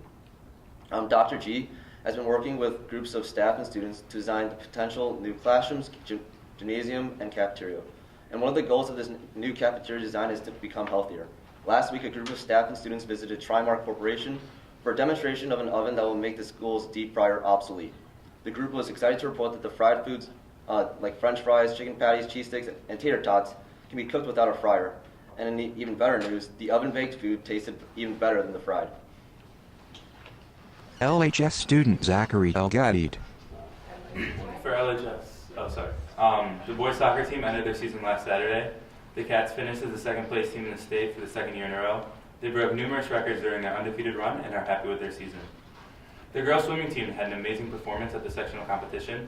The girls placed second overall, and several of the team members qualified for state. Emma Gleason, Alex Eastman, Anna Hurd, and Paige Rankin. Emma Gleason won the sectional titles and had state qualifying times in the 100-meter butterfly, the 200-meter freestyle, and the 200-meter medley relay. Alex Easton received first place and qualified in the 100-meter backstroke and got second place in the 100-meter free. The boys' cross-country season came to a close following the state races. Will Gordon qualified for state, finishing 78th overall and motivated to keep working hard to improve for next year. The team won the regional championship and performed well in the sectionals as well. 12 students from LHS participated in the Illinois State Senator McConchy Youth Advisory Council on October 30th. They met with approximately 30 other students from schools in the districts at the Barrington Public Library, where they listened to public office holders' presentations and developed their own mock bill to address an issue they view as being important. A few participants sent out a school-wide survey to gather information on what issues LHS students care about in the country, and were able to present some of this data during discussions at the meeting. A common takeaway was that the participating students felt there was a unique chance to interact with many different points of view on significant topics, and they are grateful that the CRC presented this opportunity. The debate team had a fantastic performance at the November 3rd debate tournament at Friends High School. In the Lincoln Douglas style debate, Louisville High School junior Drew Hopkins was the only undefeated debater and took first place overall and third place speaker. Paulina Kleodrova took fifth place overall and fourth place speaker. The congressional debate team had a tournament this weekend. Andrew Klein won the award of Best Presiding Officer in this chamber. Congrats to all those who have been working hard in the tournaments. LHS student Matthew Wong. Great. So last Friday, several students were honored at a breakfast to recognize their national merit achievements. Brian Hong, Ian Smith, Alice Lillydahl, Annika Bajorklin, George Hayek, and Mitch Gifford were honored as national merit semifinalists. Evan Chia, Lisa Zhao, Tobias Cruz, Annalisa Waddick, Jake Duffy, Luke Borelli, Kevin Kaya, and Max Sowers were honored as national merit commended scholars. So the fall musical Pippin put on 3 nights of an incredible production between October 25th and October 27th. The show dazzled the audience with splendors of color and stunning costumes, silk acrobatics, and massive set design. Parts of the show engaged the audience by singing a plethora of choruses and songs. Many people were taken aback by how professional the costume changes, magic tricks, and the overall performance was throughout the show. So for school ongoings on Halloween, student and staff dressed up in costumes to get in the Halloween spirit. A number of costume traditions continued this year, and students competed in the staff costume competition. The Wildcat Warehouse has officially opened for business. The entrepreneurship class and vocational education program have been organizing and managing the store, which gives them first-hand experience in the small business leadership role. The warehouse sells everyday items that students may need, such as gum, coffee, and Chromebook chargers. It was an instant hit. The canned food drive was another success for the Louisville High School Student Council. Classes were collecting cans for 2 weeks with prizes for the classes collecting the most goods. The prizes ranged from Wish gift cards to a chance to shake up the wake up. After 2 weeks of collecting, the cans were taken to Libertyville Township's food pantry. The Wish season has officially begun at LHS, with classes already beginning to fundraise. WISH stands for Wildcat Initiative for Sharing Helping, and it consists of LHS classes fundraising to buy gifts for underprivileged families. The fundraising culminates in the end of the season dinner, in which the families get their gifts. We're excited to fundraise and help out. And LHS was awarded the Blue Ribbon of Excellence this year. A number of banners can be seen around the school, which have been brought this honor to the attention of all of our students. To celebrate the achievement, the cafeteria was set up with hot chocolate and cookies for students to snack on before class this Friday morning. The festivities made for a wonderful and cheerful ending to the week. Board President Pat Grudy. Okay, great job. Thanks as always. Yeah, great job.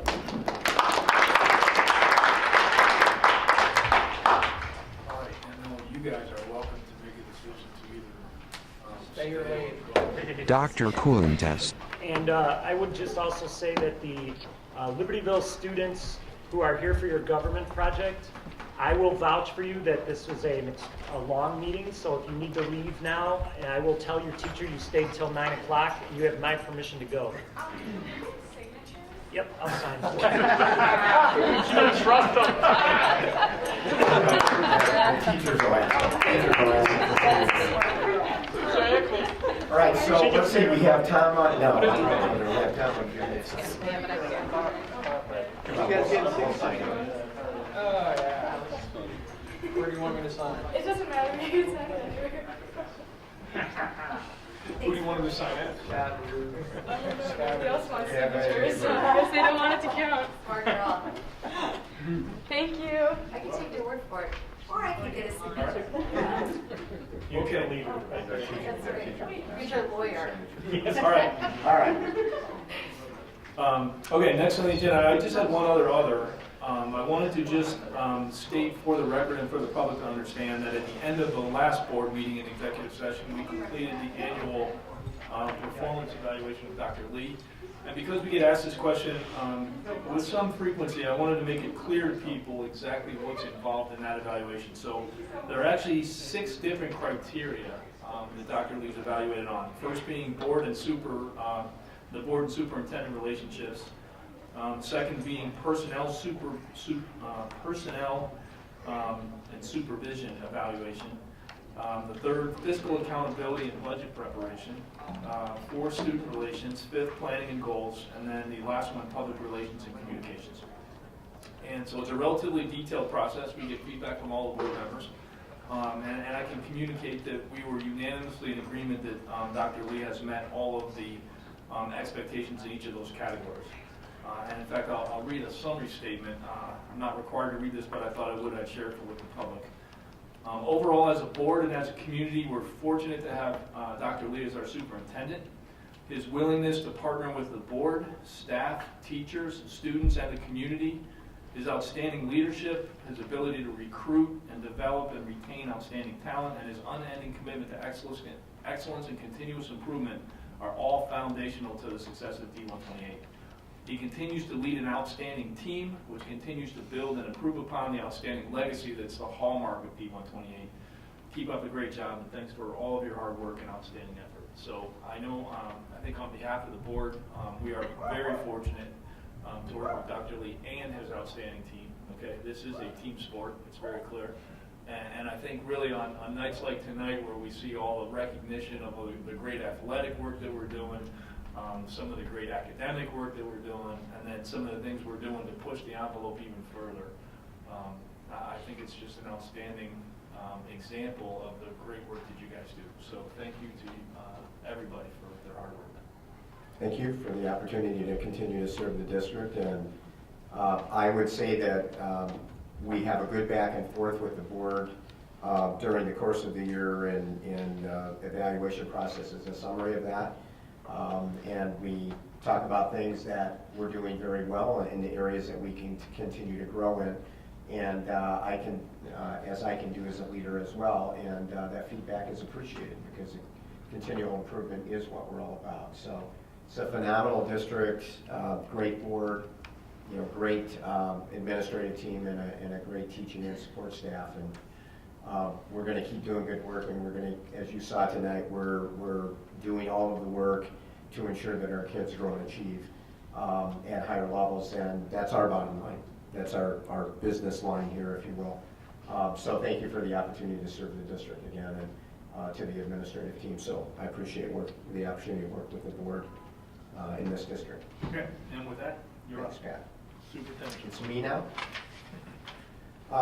Okay, so the board may not even know this, but to recognize the outstanding efforts of nearly 6,000 elected school board members throughout the state, November 15th of each year is designated as School Board Members Day in Illinois. This is an opportunity to build community awareness and understanding about the essential role locally elected Board of Education members assume in a representative democracy. This year's School Board Members Day theme is Sharing the Vision.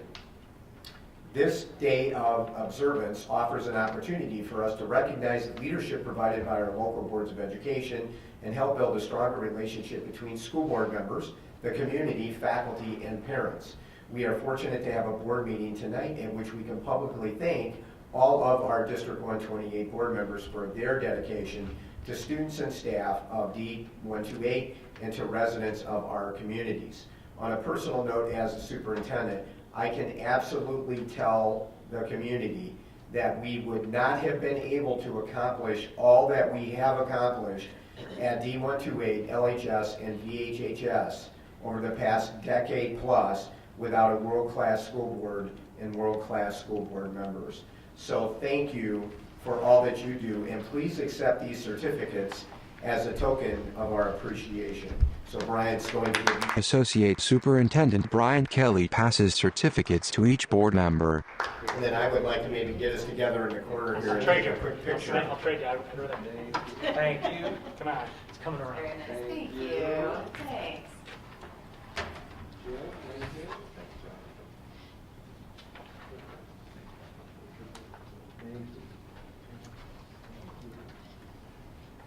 Okay, so why don't we just come to the corner here, and that way you all don't have to walk. We're going to take a little picture of this. Did you get that here? Whether you want to or not, we're taking a picture. So, yeah, watch that. There, so. All right, can we just, Mary, can we do the L and maybe take it from there? School board members gather with Dr. Lee to take a picture. You know what? You guys take the picture. It really should be you, all of you. Okay, big smile. Okay, great. Congratulations. Thank you for everything.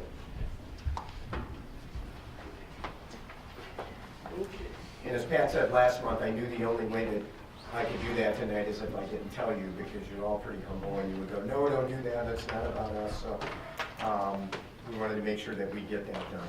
Okay, a little bit more good news. The students covered lots of ground tonight.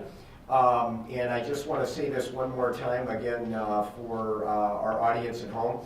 Representatives from District 128 were proud to accept Libertyville High School's Blue Ribbon School Award on behalf of LHS students, staff, and community at last Thursday's Blue Ribbon ceremony in Washington, D.C.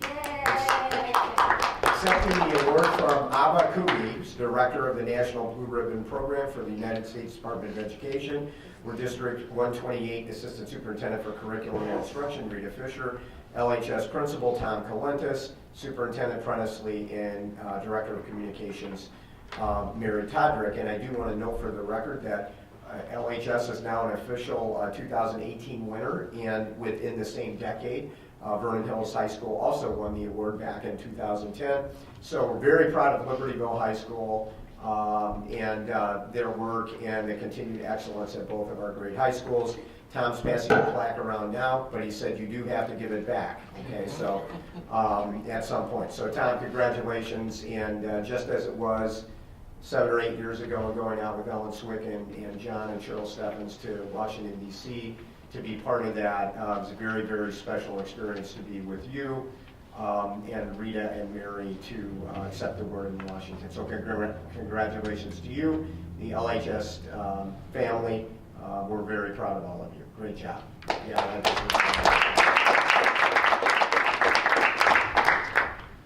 okay.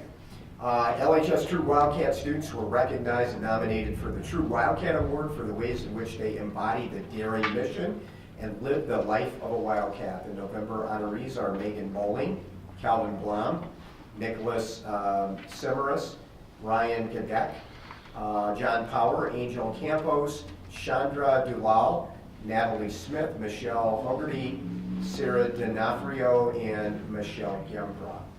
The LHS bands have been awarded the Programs of Excellence by the National Band Association. The NBA Programs of Excellence initiative recognizes quality programs at all levels. Programs and educators which challenge students and promote standards of excellence will be honored nationally through this initiative.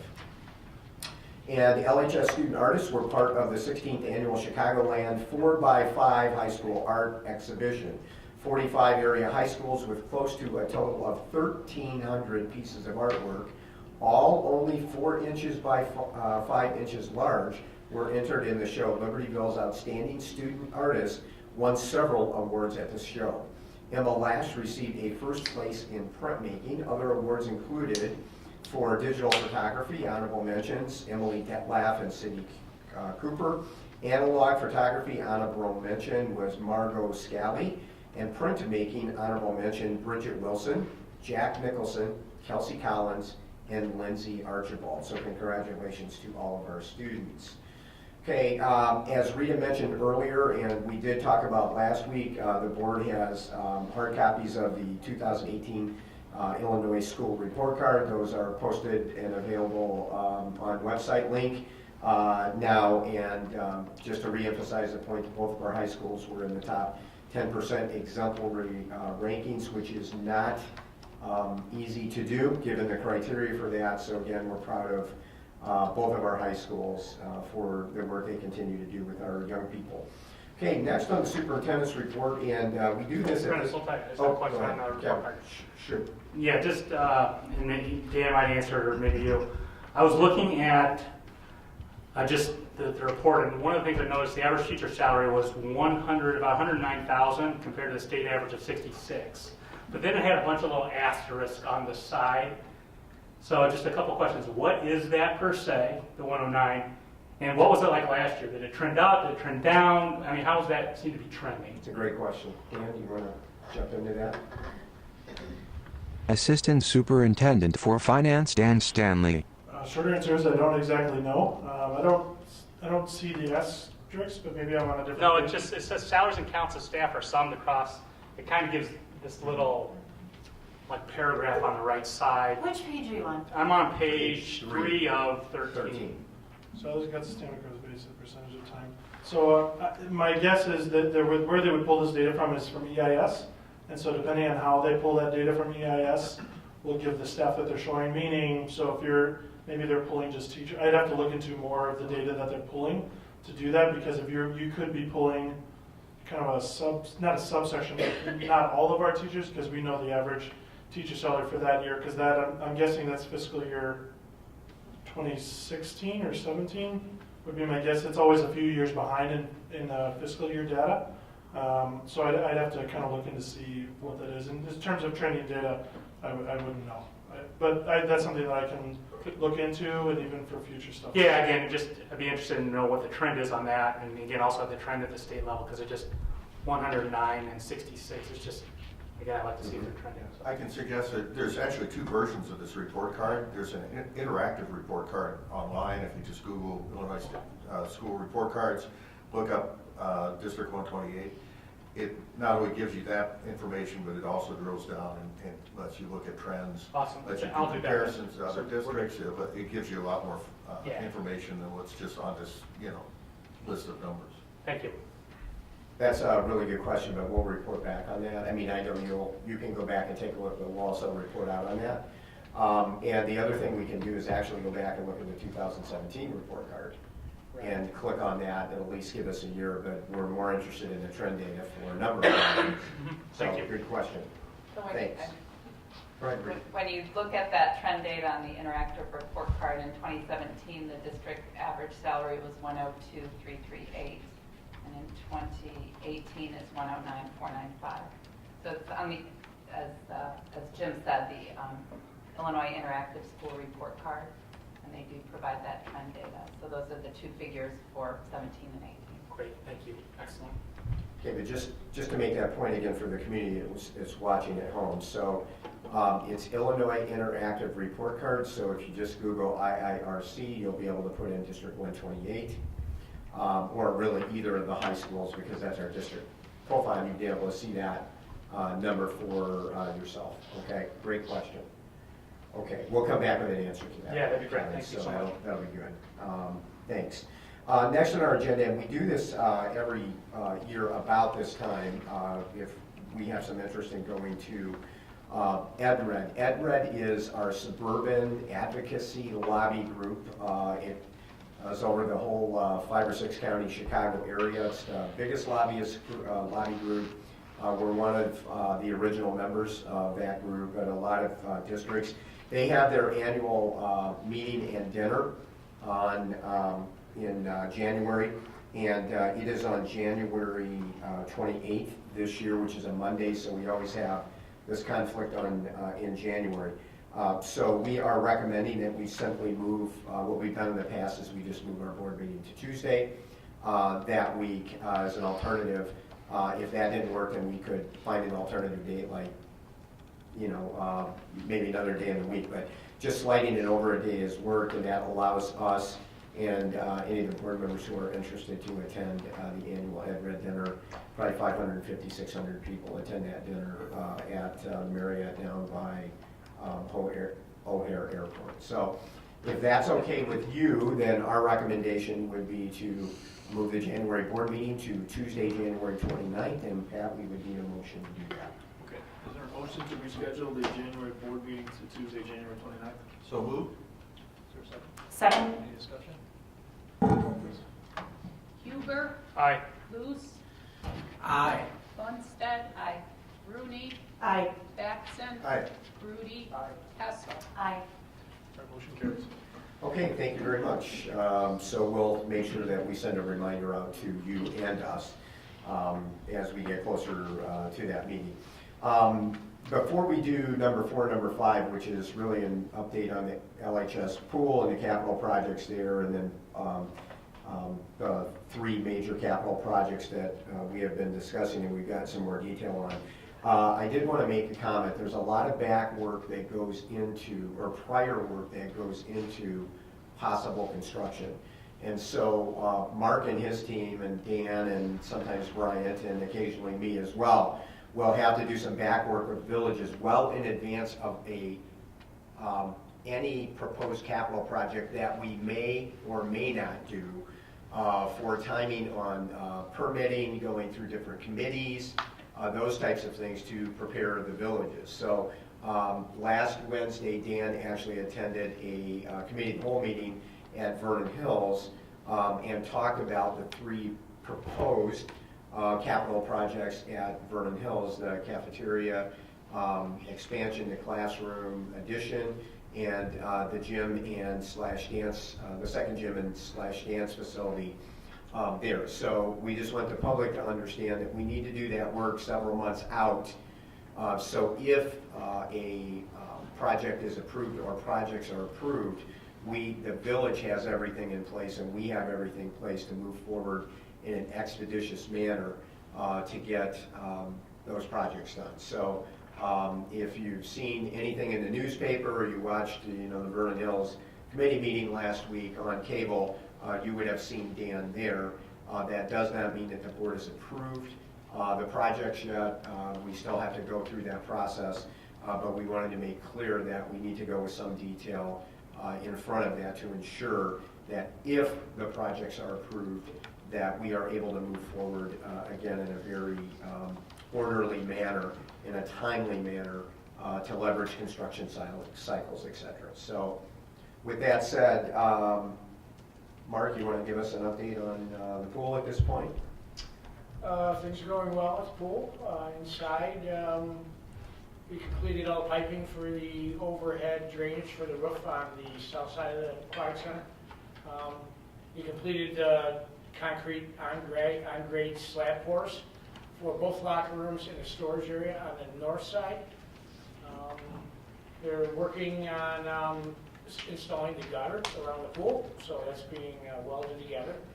So some good progress there. Obviously, they're still working on underground piping and plumbing rough-ins throughout the slab area. On the mezzanine, the mechanical mezzanine on the east end, there was a crane lift last Wednesday, and they lifted 3 large air handlers up onto the mezzanine. And the ductwork and pipe mains are being installed up there on the mezzanine. We passed pressure tests for the water main, so water main for the pool and will loop around the front of the building was chlorinated and has a pressure test in order to activate it. So we passed the test and IEPA approved it, so we can use the water. And the clearing was done for the expansion of the parking area on the west side of the property, as well as Comcast was in, as we found out that their cables were too close to the surface for the grading, so the directional boring was completed. And one cable has been connected. We're scheduling for downtime for the fiber optics when it won't interrupt school.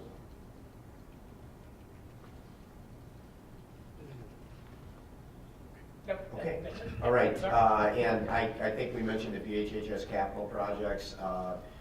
The administrative team spent time with the board at our finance and facilities and finance meeting last Monday with some more detail in terms of numbers. We're working on a plan right now to give the community the opportunity to come in and for us to talk about those projects more and ask questions. And so that will be forthcoming pretty quickly. And that would be not only for the 3 potential projects at Vernon Hills, but also repurposing the pool at Libertyville for future use. And we're still waiting on some more specific numbers to come in on that project because we've been mostly focused here for the last couple of months on the breadth and depth of the Vernon Hills project. So all that will be forthcoming, but everything appears to be moving. We appear to be at a good place to have that discussion in the future. So unless you guys want to add anything to that. Okay, good? Okay. Pat, believe it or not, that concludes the superintendent's report. We have no FOIAs this month. Okay. All right, the consent vote agenda is listed. We reviewed that last week in committee. Can I ask for a motion to approve the consent vote agenda as listed? So moved. Second. Any discussion? Roll call, please. Booth, Luce. Aye. Lundstedt. Aye. Rooney. Aye. Batson. Aye. Rudy. Aye. Hessel. Aye. Huber. Aye. All right, motion carries. Facility and Finance Committee, Chairperson Luce. Yeah, tonight we're going to be voting on the adoption of the certificate of the 2008 tax levy, and the accompanying resolutions is listed on the agenda. Resolution to adapt the tax levy for 18. Resolution to levy certain special taxes for leasing educational facilities or computer technology, or both, and for temporary relocation expense purposes. 3, resolution to levy certain special taxes for special ed district IMRF purposes. 4, resolutions to levy certain special taxes for special education purposes. 5, resolution to levy certain special taxes for tort immunity purposes. 6, resolution to levy certain special taxes for a working cash fund. And 7, truth in taxation certification of compliance. So, Dan, do you want to just give a brief overview of the key aspects of this? Sure. So essentially what you have before you is our levy, and as we've talked about before, when we say levy, but really what it is, it's actually several different levies, but we just kind of saved levy to really mean all of them combined. So those are there for you. So the levy increase at this point is a 2.91% increase over the previous year's extension, which is the amount of money we were approved to get. So that we were basically asking for 2.9% more. However, you won't get the 2.9% because of the property tax extension limitation law. That limits the growth of property taxes by the lesser of CPI, or 5%. And since that law has been in effect, CPI has not been over 5%, so it defaults to CPI, which for this year is 2.1%. So for existing properties, it goes up on average 2.1%. New property is estimated in there about 14 million of EAV and new property that we can tax. There's other new property happening in our district that are in TIF zones, TIF districts that we can't access for the next several years. So we try to take that into account. And at this point, what we're estimating based on the 2.1% CPI increase and the new property is approximately around a 2.5% increase over the previous year's extension. But for existing owners, the average would be 2.1 on the aggregate, but for each individual owner, that may or may not be true depending on how your own assessment has changed relative to the whole group. So if the whole group is going up on average 3.4%, which is what we're estimating right now, however much an individual property goes up by more or less than that average will determine whether or not they actually see an increase of more or less than 2.1%. So do I have a motion to move forward with the board adoption of the certificate of the 2018 tax levy and the accompanying resolutions as we just listed? So moved. Second. Questions or discussion? Do these all in one vote? Yeah. So this is kind of why I asked that earlier question regarding the compensation 102. So Rita did a nice job telling me 102 to 109. So that's about a 6.5% somewhat compensation increase. What portion of our total expenses are compensation related? You know, give or take. 70%. About 70%. So as a CFO, how does that work? I don't get how, if this is our primary revenue source, and it's only going up to, let's just say 2.5 for the sake of discussion, how do we finance that compensation there? How do you do that? Yeah, so that number going up 6%, I don't know that the compensation went up 6%. There's more in that number. Okay. But the general idea of how do you treat compensation that goes up more than what the CPI is, I guess, is a general concept. The practical reality is you either cut down in other areas, so you don't spend it on other areas, or what actually ends up happening is people leave the district for various reasons. Most of the time they retire, and when you replace that retirement with a, usually when they're retiring, they're kind of at the top of the pay scale, and when you replace them, they're not at the top of the pay scale, and so that savings usually ends up offsetting the cost, and so that's how, in theory, you can stay within those guidelines of the CPI increase, but also potentially have compensation increases that are beyond CPI. But basically, so we've had an edict here that we're not dipping into reserves or anything, and we are passing budgets where expenses equal revenues, or dollars coming in this case. Right. So the bottom line is, and I think we had a bus increase last year of 20-something% that we had to take on. And so if we're really going to stay, let's say the hypothetical number is 2.5, to your point then, everything else needs to come in less, or we're going to have to decrease or cut other things. Yeah, so a big thing will be is kind of projecting these things out, and we're working on those projections. I can't say I'll have them for you like next month because I feel like November is almost gone, and then December will be here, and then all of that. So we're actively working on those because now that I've gone through the budget process and I've seen every single line item, I'm very familiar with how those all fit together. Seeing those projections forward, I think, are going to be crucial. Crucial in terms of just understanding what the path ahead looks like for us, and in terms of even just negotiations that we know are ongoing. So what property taxes are, what percentage of our total revenue, like 98%? What do we get, like 1% from the state? So lucky? It's in your scorecard there. Yeah, I think it was. What was it? 89. 89, so about 90% property taxes are. Okay, great, thanks. Any other questions or comments? We have roll call. Lundstedt. Aye. Rooney. Aye. Batson. Aye. Grudy. Aye. Hessel. Aye. Huber. Aye. Luce. Aye. And anything for other? Don't think we do. That concludes the facilities and finance. Okay, program and personnel, Chairperson Batson. Okay, thank you, Dr. Grudy. We have a number of, let's see, 2, 4, 6, 9 or so employment hires and whatnot to approve here. We can do this in one vote. These were things that were not on the consent agenda because they occurred after we had already looked through the items on the consent agenda. So we're looking at some coaching, some educational support personnel, and some ESP resignations and their replacements. Can we have a motion? So moved. Second. Any questions, comments? Okay, roll call, please. Rooney. Aye. Batson. Aye. Grudy. Aye. Hessel. Aye. Huber. Aye. Luce. Aye. Lundstedt. Aye. Okay, motion passes. That's it for the personnel, program and personnel. Okay, thank you.